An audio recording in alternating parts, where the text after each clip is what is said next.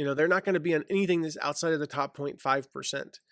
For some of our smaller clients, like I'll go down as far as 5%.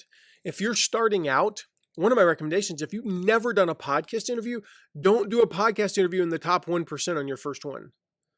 Do some of the smaller ones and kind of get your sea legs under you, so to speak.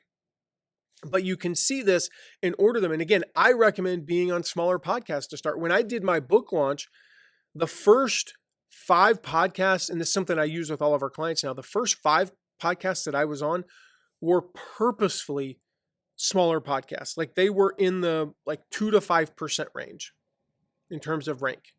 And so I was on some smaller ones and I kind of okay, I messed that up.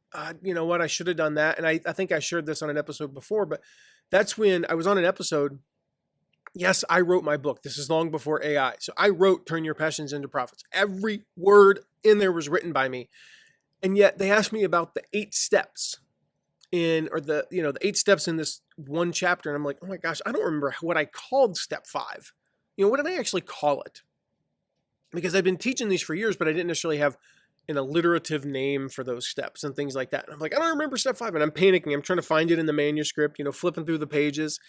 And so I created a document that was like 40 pages in a Google Doc that I could keep up on my screen that had navigation on the left side of the screen that I could easily go to, that if anybody asked me a question and I needed a bit of a reminder, I could go to it.